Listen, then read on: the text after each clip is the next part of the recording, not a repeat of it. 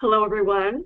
I'm Mary Esther Miranda Gilbert, nutritional physiologist and holistic healing specialist for over 45 years, teaching people all about their nutritional health and their own nutritional physiology.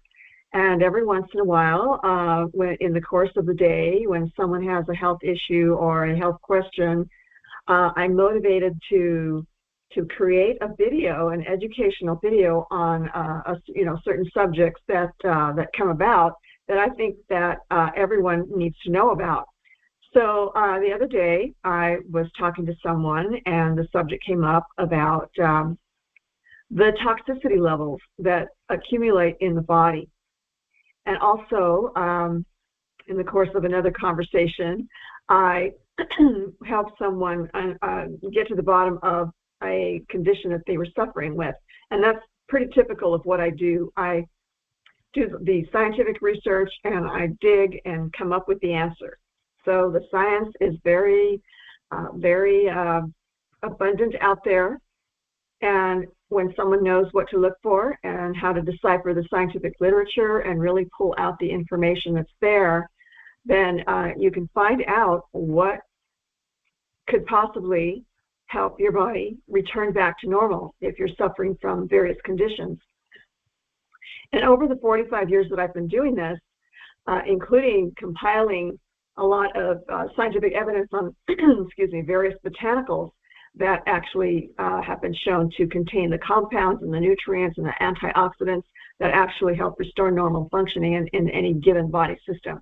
So in combining all of those things together, I have come up with nutritional healing protocols for people. Okay, so, and that's usually pretty right on. The results that people have gotten match what the scientists have found in their scientific research. So when you put those two things together and you consider the thousands of years of indigenous various cultures around the world and how they have come up with their system of carefully documenting and applying the use of various botanicals for their health, maintenance and protection. So today I'm going to cover a little bit about what the toxicity problems that a lot of people have that disrupt their hormonal systems, all of their glandular systems, which, start and stop thousands of regulating processes in the cells and in the systems, and also communicate with the nervous system, and assist in the detoxification and just general maintenance of the communications that happen between the nervous system and the hormonal system and the immune system. So those three main systems are always monitoring the body.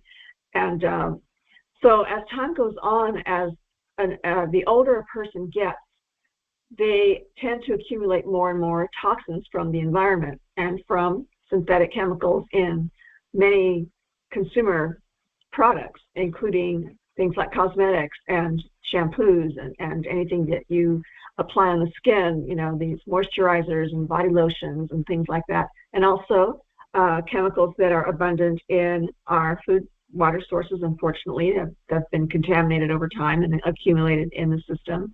And of course, anyone who drinks that water, including humans and animals, they will accumulate those toxins in the tissues in the body. So whenever we have body fat or or tissues, our fatty tissues, when those accumulate toxins because they're so similar to the fats in our bodies, then our body tends to store them and accumulate them over time. And if you don't have a raw foods diet with plenty of other balancing nutrients, whole food fats, whole food carbohydrates, and quality, animal-derived proteins for the complete profile of all of the essential amino acids that your body needs to build new tissues, and including building the immune system and all these other protein molecules that the body has, like the enzymes and the hormones and the protein messengers that send signals along, instructed by the hormones and the electrical nervous system. All of that is combined to deliver nutrients and to direct all of these cellular processes in all of our body systems.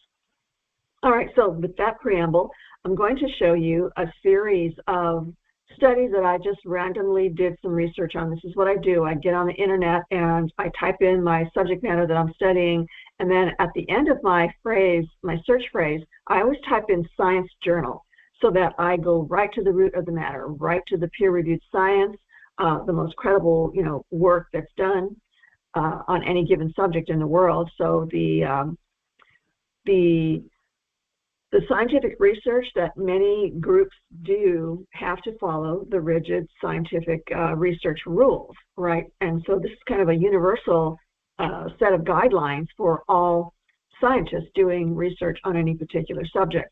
So in my field, I studied the botanicals and the nutrients and their effect on our own physiology, so how the body handles these nutrients, and also how the body can detoxify and get rid of these toxic substances that cause actually damage to our cells. And when the cells are damaged, then that exposes the genetics within our DNA.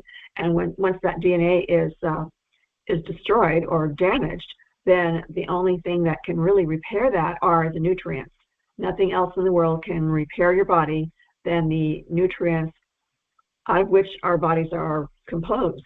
Right? So we have to replenish what we're made of in order for our cells to function optimally and to protect us from the degenerative and diseased conditions that I see so rampant in our country. So let's go ahead and take a look at some of the science. I'm going to go ahead and take a different view here. Okay, so the first thing I will show you, well, there's just go from left to right. There's a lot of material that I want to share with you. All right, so let me go ahead and enlarge this a bit so you can see it better. First thing I wanted to show you was this table of the toxic mechanisms that occur in the body.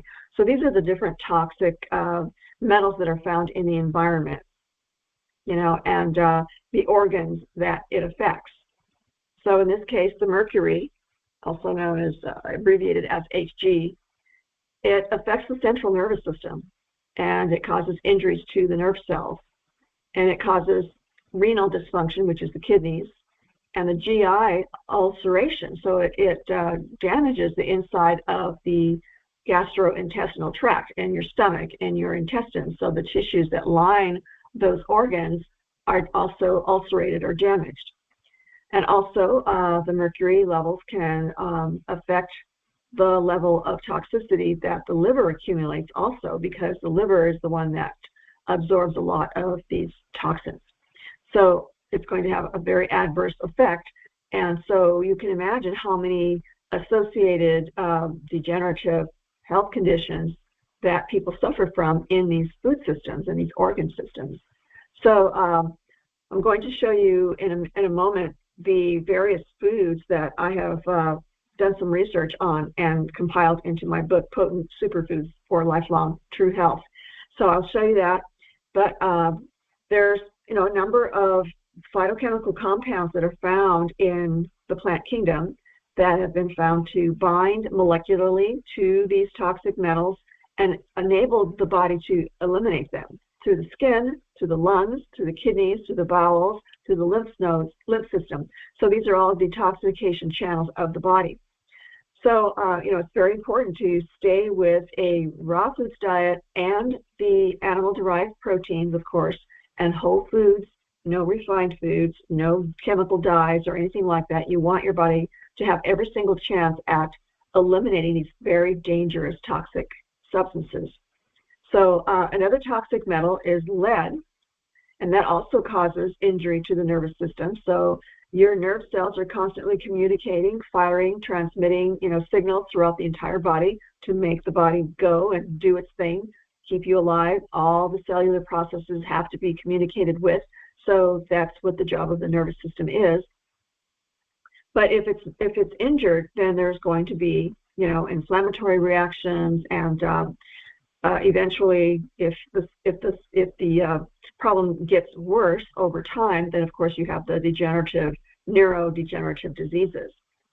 Okay, so lead can really do a number on the nervous system and also the lungs. It can affect the lungs and cause blood changes so that you become more anemic. And it also affects the gastrointestines in producing colic symptoms, just gastro upsets and irritability, liver damage, and reduced lung function, and cardiovascular dysfunction. So the blood vessels will be damaged as well, so that puts you in danger of damaged blood vessels. And so when we get damage in our body, our immune system goes to work and produces a clot to cover the injury, while underneath the repair process is generating new cells. And eventually, of course, the scab comes off. But if that happens inside of your blood vessels, then you're going to be in danger of having a blood clot break loose and either sit there and create an obstruction in the blood vessel, especially if it's a smaller blood vessel, or it will break loose and create what's called an embolism. And as a circulatory system, carries it away, who knows where it will land. And a lot of times people suffer from strokes of the brain or, heart attacks and things like that. So, that's one thing you have to consider also when you are making sure that you're not exposing yourself to a lot of synthetic chemicals that I mentioned before. Okay, so, all right, so next would be the chromium, which is an element, but when plants take it up, they change the molecular structure or the atomic structure, the protons, electrons, the orbitals, and the atoms, so that becomes an essential mineral. But if it's an element that's not associated with any plant, it's just in the environment, then that can cause a lot of problems: kidney dysfunctions, gastrointestinal disorders, and skin diseases, and then increasing the chance of getting cancers of the lungs, the larynx, the bladder, the kidneys, the testicular, and the bone and thyroid cancers. So all of these are exposed to the circulatory system, where these toxic metals can circulate and cause damage. They wreak havoc in the system. Then we have cadmium. That can cause degenerative bone disease, kidney dysfunctions, liver damage, gastrointestinal disorders, again, lung injuries, and disorders in the metabolism, and cancers. So, again, another toxic metal to be aware of. And I'll show you where they can be found in a moment. So then we have arsenic.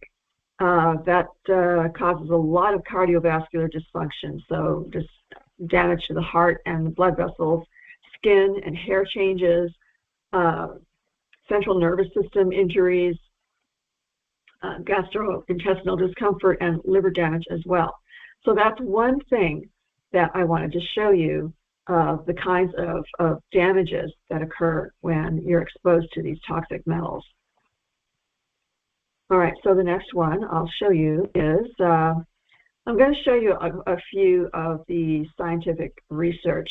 They're very elaborate and very detailed. And so, if I read them to you, you'd probably just think, well, this is way too much information, right? So I'm going to summarize a lot of this just so that I can pick out the most important aspects of these scientific research articles. Okay, so in this case, there's one from Frontiers in Endocrinology, and I will provide the links for these so that you can check them out later yourself in the description below. So anyhow, it talks about the metabolic effects of the intracellular regulation of thyroid hormone. So this is one of the many glands that we have in the body. We've got the thyroid, the parathyroid, and all of the glands that are in the brain, and especially like the hypothalamus, and all of these glands produce and regulate various hormones that the body needs to balance its biochemistry. And of course, they affect our moods, and they affect our reproductive health, and they help start and stop multiple trillions of regulatory processes in the body. So they do a lot. Our body actually produces 10,000 hormones, okay? So that was the last count that I was able to find as far as what hormones do and how many do we have kind of thing. So yeah, it's not just about the hormones we have for our reproductive health, right? Okay, so metabolic effects of the intracellular regulation of thyroid hormone. So they're talking about, all the old science and versus what has been found in the new science.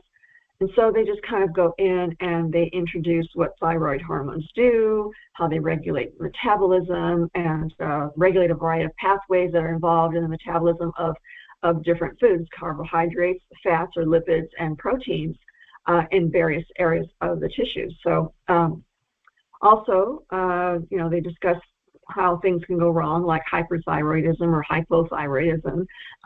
So it has a lot to do with what you put into your body, the types of fats that you eat, the types of foods that you put in your body. So whole foods, where all the molecules are intact, so that your body can recognize these molecules and break the foods down in the digestive system, and they enter the bloodstream and they're circulated throughout the body. And all of these monitoring systems that I've already mentioned, the nervous system and the hormonal system and the immune system, they all act together to utilize these nutrients and distribute them where they're needed the most. Our body has a hierarchy of needs. Of course, it's going to address the nutritional health, cellular health issues of the brain and the heart, the kidneys, all the other vital organs, before it will address the needs of, say, our cartilage, our connective tissues, or our muscle kind of thing.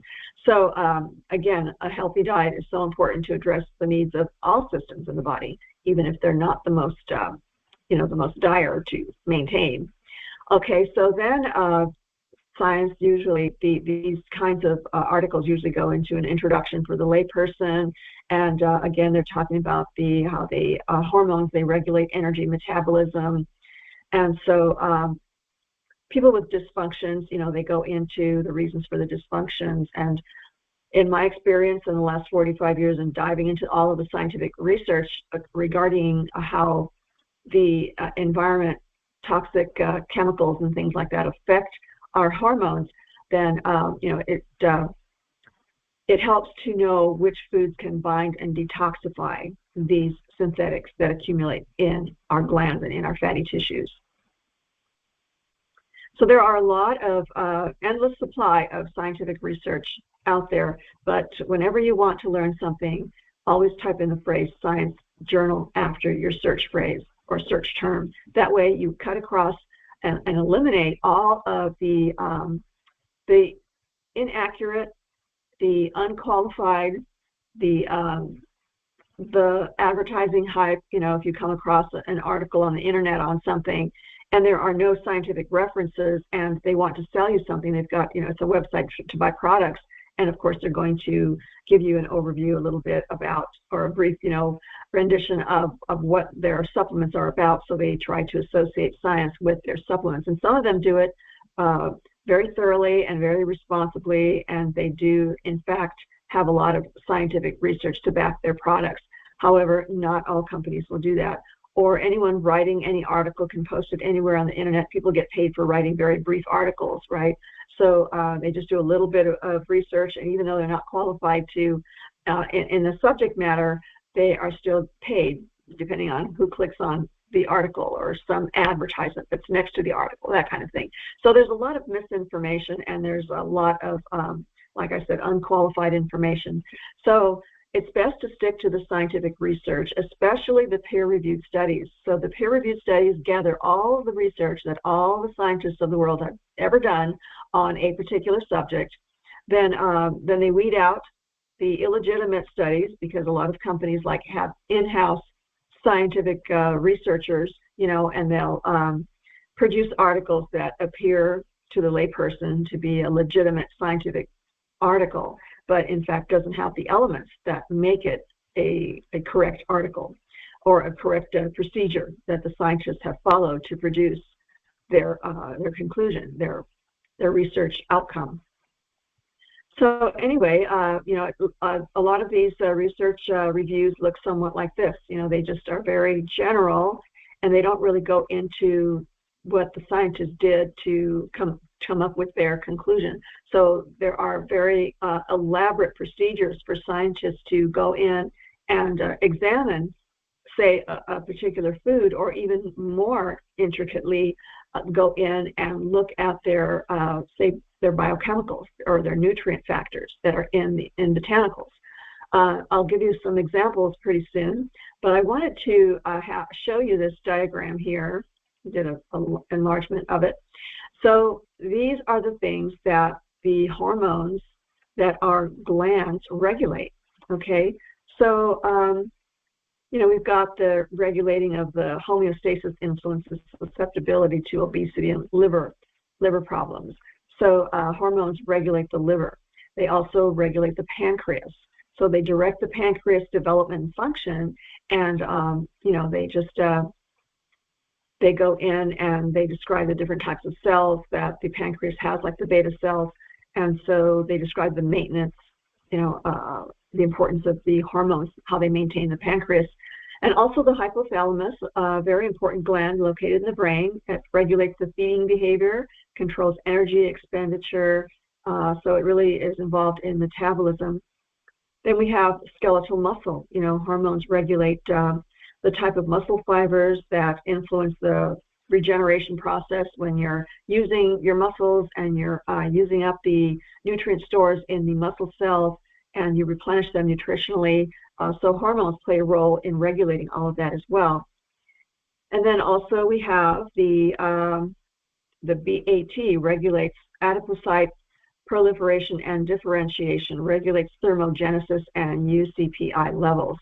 So that also is very important. And then we've got the WAT, regulates adipocyte proliferation and differentiation. All right, so, there's abbreviations everywhere. So just know that all these different body systems, as you can see pictured here, all these different cell structures throughout the different systems are affected by the hormonal regulation process. And so this is the article that I pulled that photo from, and I will provide the proper citation for, borrowing this information for our video here. So this is just what a typical panel of experts review of various research studies done on various possible toxicants involved in thyroid dysfunction. Okay, so they have pulled out, these researchers right here are the reviewers, and they have pulled out all sorts of research studies in order to summarize what science has found, on this the solution to this problem, right? So, okay, so the abstract is always an introduction, and it's great for the layperson to read so that they understand what all of these studies were about and what the review process is going to be revealing, okay? And then, of course, there's always the introduction section, and as you can see, these little annotations here pop up all of these scientific citations. So these are the scientists that conducted studies on this subject that these reviewers, these panel of experts have decided is one of the most credible research studies that have come up in their, pulling all of these different studies from the world databases. So that's the first one, and then you go to another study that this group of scientists, notice the title, thyroid disorders, right? They are studying the thyroid disorders, and this other one was the Colorado Thyroid Disease Prevalence Study. So they're doing environmental studies, and they're doing studies about the human body, and the accumulations of toxins possibly in animal and human studies. So they vary greatly, but they all converge into the basic subject of, what these different toxins do to the thyroid function. So in my research, I always specified, human studies, because sometimes they're just solely on animal studies, but a lot of them are on both kind of thing. And it's good to know because the environment affects all living things. Here's another one they pulled under some research that was done in India in this Journal of Clinical Endocrinology. So they decided that this article posted in this journal was one of the ones that deserved, looking at and reviewing. So then we've got a couple of other studies here, thyroid hormone disorder, so they studied that, and another group of scientists studied iodine deficiencies in any kind of disorders. So it's important to, at this point, I want to point out that it's important to take in whole food supplements if you're taking supplements at all. Never isolate nutrients. That can cause severe deficiencies, imbalances, and the toxicity levels of isolated nutrients can be pretty dangerous. It can lead to death. You know, nutrients are what our body needs in the right dose and in the right proportions with all of the other synergistic minerals and vitamins and all the other nutrient factors, plant chemicals, and all that has to come into play and all be utilized synergistically in the body. So if you take in one nutrient by itself, that can become a real problem because it causes a whole chain reaction of imbalances in the system. Okay, so, you know, I can go through each one of these. You can see that they are all different studies that these reviewers have put together and decided that they were the best studies that were out there. You know, so that's why it's so important for scientists to follow the rigid guidelines for what constitutes a credible research study. Okay, so then, you know, you can just go through and look at all the studies that these reviewers did, and they kind of summarized, you know, and categorized all the things that they found. Excess dietary iodine, what that can do, naturally occurring goitrogens that are found in all kinds of plants, and they can only be a problem if you concentrate foods that have high amounts of them, and many different compounds, not just goitrogens. There's thousands of compounds. And so it's good to eat the whole food and a variety of foods so that you don't have a concentration of too many of any one, you know, substance. Say soy foods, for instance, you know, they can aggravate thyroid problems, and so they can interfere with thyroid hormone action, and they're reported to increase autoimmune thyroid disease. So goitrogens have their place. They're in our foods, but you don't want to focus on foods that are high in goitrogens. That can throw off everything too. Our body is a very sensitive ecosystem, okay? So we have to give it whole food supplements, and just forget about the isolated nutrients. That is disastrous, okay? So then they talk about the role of dietary fats and how that affects the hormones that our glands produce as well. And I've seen more health problems pop up from the abuse of different types of fats. You know, if you heat a plant oil, it's going to rearrange its molecular structure into a trans fat, which is a long chain molecule that just cannot be broken down. We don't have the enzymes to break it down. So in essence, it's a plasticized fat. So these little particles are circulating in the bloodstream, and they stick to the arteries, and they form blood clots, you know, the damages to the cells. They clog all of the circulatory pathways in all of our systems, so they can cause all kinds of health issues that I've seen over the years. And the science just, you know, kind of confirms everything that I've been finding in helping clients correct their nutritional, you know, diets and nutrients. Okay, so the role of green tea, they're talking about the benefits of green tea, and so they're talking about a study that was reported the development of goiter and hypothyroidism in an infant, you know, who was put on a soybean product right from birth. And so it was reversed when they withdrew the soybean product for the child, you know, and they added iodine drops. And that's something that's very temporary, especially in an infant, just to adjust the body's metabolism and how it utilizes these various minerals, right? So if it were me, I would have also had the child take in a liquid multi-nutrient supplement, not just the isolated nutrient. Again, sometimes, you know, these things are put there, and so they can cause more types of problems if you continue to try to fix one problem with a nutrient all by itself, you know, kind of thing. So yeah, I mean, if you know what these different nutrients do in the body, then people are tempted to say, okay, this one does great for this particular body system, so since I'm having trouble in that body system, I'm going to take that isolated nutrient. No, that's not the way to look at it. Your body's very synergistic, and it looks at whole complexes of molecules and decides what to break down and what to repurpose and what to break apart and what to rebuild back into new molecules for new tissues. I mean, it's just massive what goes on into our bodies. So we have to, all we have to do is just stick with the whole foods and the whole food supplements, okay? So then, of course, they go on into other plant foods that contain certain phytochemical compounds that are very found to be very beneficial for the health. And there's 25,000, phytonutrient compounds that are so healthful for our human body that I found when I was doing my research on my book. And I'll tell you about my book in a little bit too. It contains 109 botanicals that I spent months researching and really doing a deep dive in the scientific reviews on each botanical. So I came up with a very nice list of all the health benefits that these different botanicals have for us.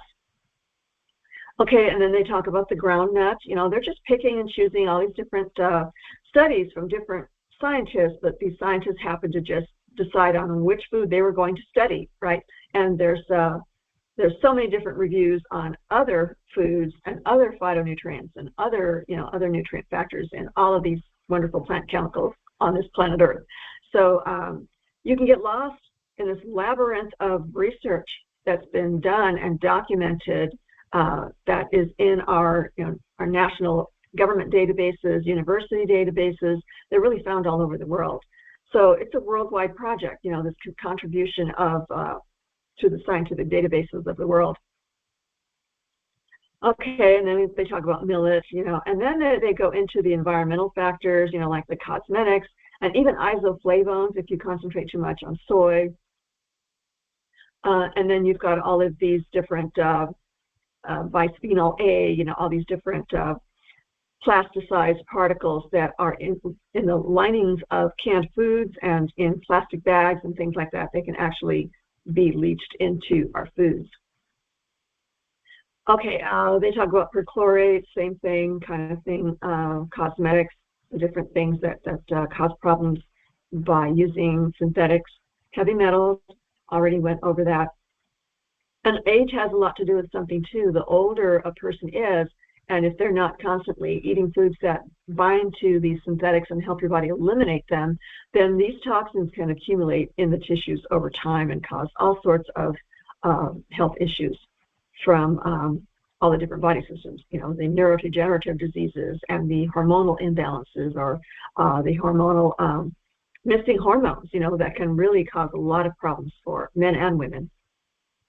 And then the peer-reviewed studies always have a conclusion.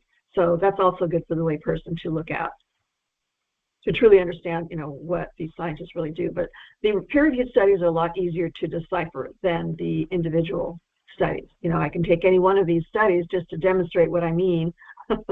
So let's go ahead and just pick one.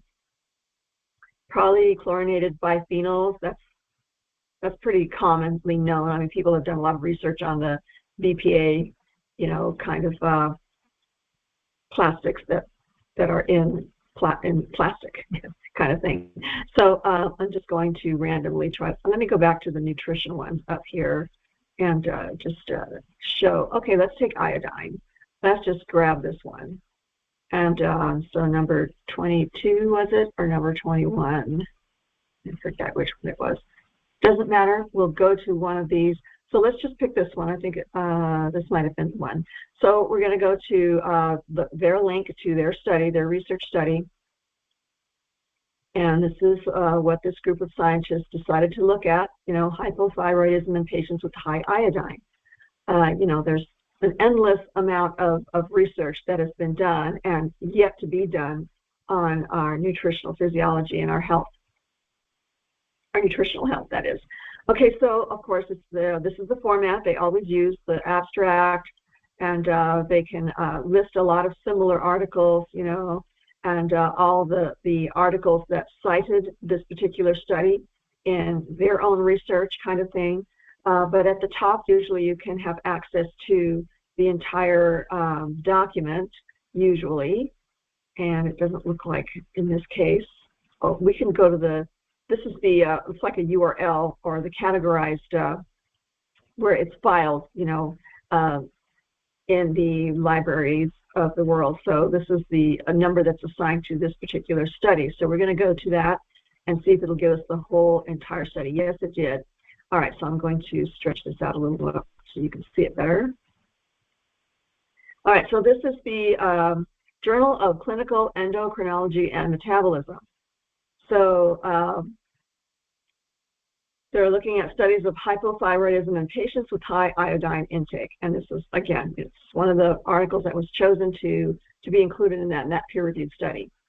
So again, they take you through the correct format that is presented for all legitimate scientific studies, the abstract, and then they take you through, sometimes, you have to pay for articles.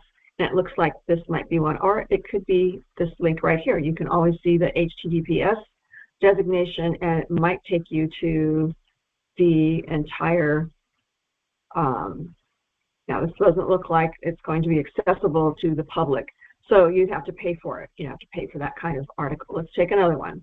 Let's just go back and take a look at another article that was listed here.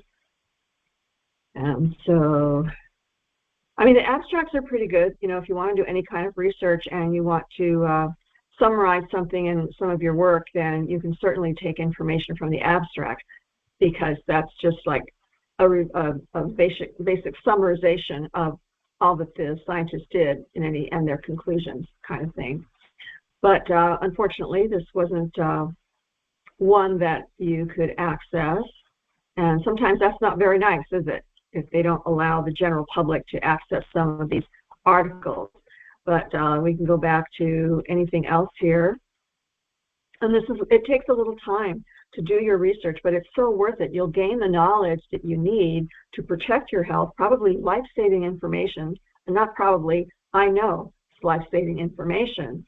And so, well, let's just take green tea, for instance, and see what we come up with there. So, green tea extract. Okay, in this case, these scientists decided to use an extract of green tea rather than the whole plant. So their method of extraction could be in the form of tea itself, or they could isolate a certain component in green tea and take that out and analyze that and put that against their test subjects, So it looks like they used rats whose metabolisms supposedly are close to ours, which is weird, I know, but the rodents do have, certain a lot of similarities in their metabolisms and how their bodies utilize nutrients, that kind of thing. So, this is what you go through. You look at all of these different things, all these different studies, and so here's the DOI, that you can go to, hopefully, and they'll give us a complete study that you can read. I mean, the studies are very long and elaborate. If you can land on something that, okay, it doesn't look like it copied over correctly. For some reason, it went to my website. What? What the heck? Okay, so let's see here. I'll just click on it and see what happens. Of course, when I'm trying to show you something, it's not going to show up exactly the way I want to. Here's a PDF. So this isn't the complete study, which it is. Excellent. So yeah, it doesn't look like it's a very extensive study. Some of these studies are, a few pages long. But let's take a look at the PDF. Sometimes that is, there's no, oh, you have to purchase the PDF. See what I mean? It's so frustrating. But anyhow, most of the research that I do, I can read the whole entire article, and I don't have to download the PDF. Sometimes it's nice to look at the PDF. It looks neater. It's easier to read, easier on the eyes, But in this case, they're generous enough to give you the abstract, the introduction, and they go into, a little bit of what these different researchers have found. And then they talk about snippets. They're calling it snippets of what they actually did in their study. And most of the time, though, like I said, I come across studies that are very detailed and they have complete, the full range of information, like the first two that I showed you earlier. That I took this chart from, and this is the whole entire, this happens to be a review study. Let's try to find here it is. Okay, so this is the typical, study that's done on that. Yep, that was just an abstract. And so, yeah, boy, I'm just batting 1,000 here for you, huh?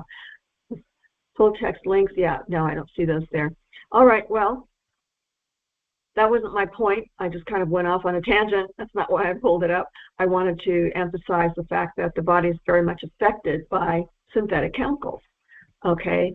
And they do affect all these different things, even body weight. You know, people who have trouble losing body fat, these chemicals can affect how the glands regulate fat metabolism, how your body utilizes fat.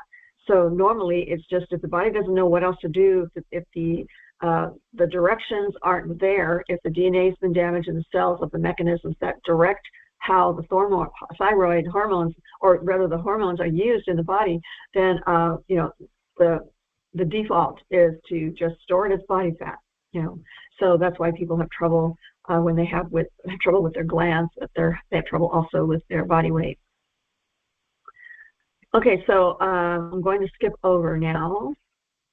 This was taken from a book that happens to be a Creative Commons license, which means anyone can have access to it and anyone can use it as long as they cite the author in any of their works, or if they make any changes to it, they do have to, you know, get permission from the author. But for the most part, Creative Commons work is open to the public. It's like, you know, the software that is, what is it? Open domain or public domain kind of thing. I forget what the term is. But anyway, so I wanted to show you this chart too. They really expand on the different toxic metals, and they also, you know, show where they are sitting, you know, like granite and basalt and limestone kind of thing. Ocean, you know, they're found in plants and accumulation of the tissues of the mammals and the fish kind of thing. So they show all of the parts per million of these various toxic chemicals. So you notice some of them are actually essential minerals that our bodies need, but not in their elemental form. Notice it says element here. It has to be in plant-derived form. So the atomic orbitals, the electrons in the orbitals of the atoms, of these molecules, of these systems and these plants will take up these elements and transform them in the form that our bodies can use and maintain our health. So it's all about what happens at the atomic level. You know, are the electrons there? Are they missing electrons kind of thing? So again, whole foods is a safe bet, okay? Sometimes though, the soils have accumulated a lot of these elements. And so the plants are going to have a higher amount of these elements in them. So you really have to know where your food is grown, what the soil was about, right? So organic foods are extremely important. And foods that have been harvested from, say, out in the wild, you know, wild harvested foods, if they haven't been contaminated by environmental toxins, then they are the most, I should say, nutrient-dense foods in the whole planet. And the second to that would be the permaculture methodologies of growing foods, where you create a whole ecosystem in a food forest environment, and over time it becomes more and more nutrient dense and nutrient rich. So you know, growing foods in that way is what humankind needs to shift into. Enough of the row by row monoculture, you know, one crop, single crop kind of food raising. That doesn't make sense in so many ways. In fact, I have an article that I've written, and I've also produced a YouTube video on the subject. So if you go to my YouTube channel, then you will see the whole array of videos that I produced. Just type in Mary Esther Gilbert in the YouTube search box, and my channel will come up, you know. But I always post it in the descriptions as well, down below. All right, so yeah, let's take a look at some of these elements. So aluminum, that's certainly not one of the essential minerals that we know about, right? Neither is arsenic or cadmium. Chromium, however, is a very important mineral in the right form that helps regulate blood sugar. You know, cobalt is, you know, a very important one, but again, the element itself at isolated toxicity levels can be very deadly. Copper also, all of these fit that description. You know, the copper is very important for our blood. Fluoride, you know, that's also a very important component for creating our hydrochloric acid in our intestines. Iron, in the right form, is very important for oxygenating the blood, delivering oxygen to all the tissues. And lead, that has no use, very little use in the body. And in fact, there's very little research to have learned what exactly lead is found in the body, in very, very minute trace amounts. But it doesn't mean that it's okay to be exposed to lead just because we have trace amounts in the body. Whether that's normal or abnormal remains to be seen. But as far as we know, it has no nutritional value. It doesn't help anything that we know of anyway so far. Manganese is a very important mineral. Mercury is not. Molybdenum is a very important nutrient also. Nickel, selenium is a very important mineral, but in toxic dosages, it can endanger your health, endanger your life. It can lead to death. So again, plant-derived minerals is so important. Silver, tin, uranium, vanadium. Zinc is also one of the essential minerals that our bodies need, but zinc toxicity has been known. But then again, in plant-derived form, it's very, very important for our immune system, for our detoxification. It's an antioxidant and all sorts of good stuff. Okay, so that's what I wanted to show you there. I'm going to go over, I'm keeping these up so I can save the links for you. So here's another research study, modulation of metabolic detoxification pathways using foods and food-derived components. Now we're talking about the nutritional aspects of botanicals that bind to these toxic elements and help your body eliminate them. All right, so I'm just going to leave the links for you to read here. Again, this is a peer-reviewed study, a scientific review with clinical applications. So they really went all out and pulled out the legitimate studies, as I was showing you earlier here, when you just run your mouse over these little footnote numbers here. So the metabolic pathways of detoxification, they describe how exactly this happens. It could be a little technical for people who don't have a science background, but that's what the internet is for, right at your fingertips. You can look up the meaning of every term that's in here, and eventually, just really get the full picture of what the intricacies of all of these scientific studies have to go through to come up with a valid conclusion kind of thing. So again, they're talking about the different enzymes that are utilized in the body for detoxification. Here's a nice little table. I love when the researchers provide a table. That way you can see their summarizations of all the work they've done. In this case, they're listing all the different foods here and the type of study that was done. All of these are people studies. In vivo means in person. So it's great to see work done on real life subjects. That's a lot better than just looking at what they do in a petri dish, in vitro. So then they talk about all the different dosages that they used on there for their study, for the effects on these wonderful foods that actually have been found to help eliminate these toxins.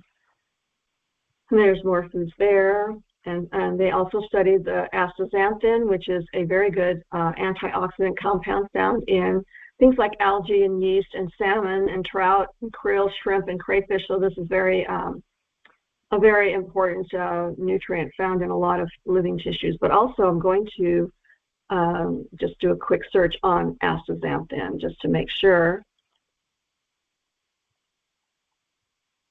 All right, so, it's a red pigment that belongs to a group of chemicals called carotenoids. So that's what I thought. It's found in the carotenoid family, which is the carotene and all kinds of other compounds in the carotenoid family. So astaxanthin is also in there. In my book, Potent Superfoods for Lifelong True Health, I have a whole database of all the different biochemical compounds that are found in the botanicals in my book, which are 109 botanicals that I did research on. So, there will be volumes 2 and so forth, but it does take a long time to put together these summarizations, these monographs, scientific monographs of these botanicals. Here's some more foods that you can look at. So, just to give you an overview of the different foods that can actually be so beneficial to help your body detox. Just goes on. And again, they're using other, like this is an organic acid found in berries and pomegranates and grapes, walnuts, and black currants. And we have Resveratrol, you might have heard that. That's used a lot in supplements. So it's like a colored pigment that's so detoxifying and cleansing for the body. It's found in grapes, red grapes, wine, peanuts, soy, and Itadori tea, whatever that is. I have to look that up, not sure. Myricetin, that's found in onions, berries, grapes, and red wine. Okay, so, you're getting an idea of all the different compounds that are in the plant kingdom and all of the different types of molecules that circulate in our body that are so compatible with these wonderful plant foods, All right, so I'm not going to go any further on that. I'll give you the link for that. I can do a deep dive on any one of these articles and make a 2-hour video out of it, but it might get a little bit dry. It's very technical, and so I'd have to just do a paraphrasing document just to read it out more smoothly for people rather than trying to read these right out to you because, again, they're very, very technical. Then I took one, let's take selenium, one of the essential minerals our bodies need. And, it's a trace mineral, so we don't need too much of it, but it's found in trace amounts in a lot of our foods. But be careful with Brazil nuts because Brazil nuts contain the most amount of selenium than any other food, many hundreds of times more. And so people have been found to have experience with toxicity of selenium from eating Brazil nuts, as little as 2 or 3 a day. Even that is an exorbitant amount of selenium in the body and far exceeds the upper safe limits of selenium. So, we're just taking one mineral, but it can apply to any of the other essential minerals that our bodies need in the right forms. Okay, so, 55 micrograms is all you need daily. And if you look up the foods that you eat in these government databases, you'll see the types of nutrients that are in your foods. And yeah, I've attempted to create my own database, but the USDA government does a tremendous job of listing all of the different vitamins and minerals in vast amounts of food. So they did the work for us. We don't have to create our own databases for that. So then they talk a little bit more about the health aspects of selenium. So again, they list the foods that are highest in selenium, starting with Brazil nuts. They do not eat Brazil nuts because they are too high in selenium. The Brazil nuts that were tested and put into the food databases apparently must have been grown in selenium-rich soils. So a plant can be high in any kind of nutrient if it's in the soils. So it's important to grow foods organically, create a food forest with an ecosystem that's balanced so that you have a tremendous range of nutrient factors in the soil. And so that way you don't have a food that is too high in a nutrient that could be potentially toxic.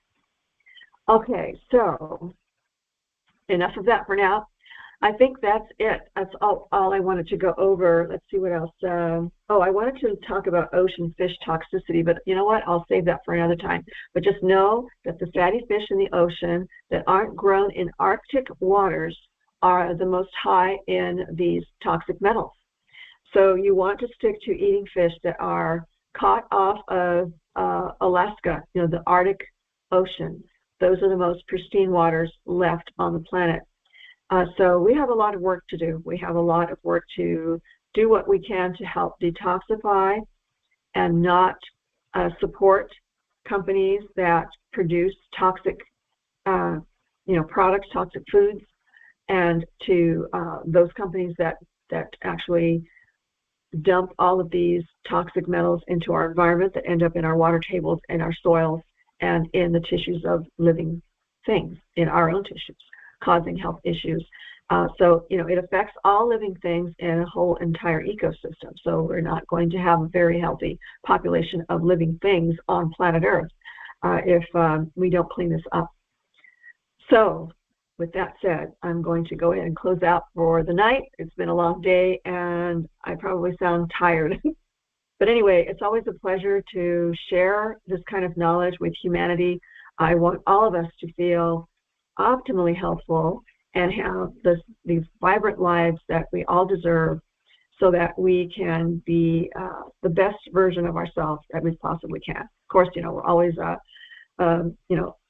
we're always in growth and development mode. You can never stop learning, but nourishing yourself at the micro level is the most fundamental thing you can do to elevate your life, because it all takes off from there. Once your body is healthy, then your spirit is elevated and your energy levels are up, your hormones are balanced properly, and so the brain is functioning normally, so cognitive abilities increase, memory increases, intelligence actually increases. So there's so many positive, wonderful things that make you into the vibrant human being you were meant to be. All right, that's it for now. Thanks for joining me. And please like, share, and subscribe.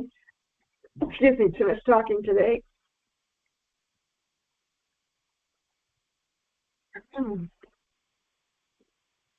As I was saying,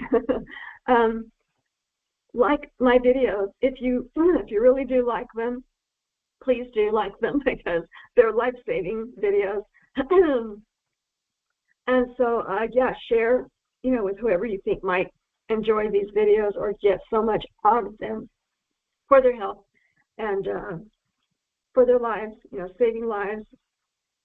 And then also please subscribe, because there's more videos coming. If you like this one, there's a whole bunch of videos I've already done and a whole lot more coming.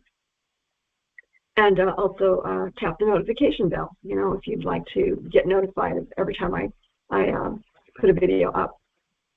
So yeah, I just started gaining momentum with the number of subscribers that I'm seeing, and even though it's not up in the millions like so many other YouTubers, but I'm excited. So far, I've got 164 subscribers as of right now, and it goes up, one or two, and then it goes down one or two once in a while. But it's a steady increase over time.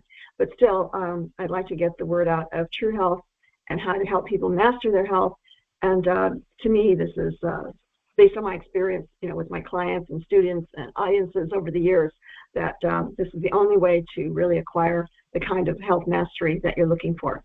Again, my name is Mary Esther Gilbert. Thanks for joining me. See you next time. Bye.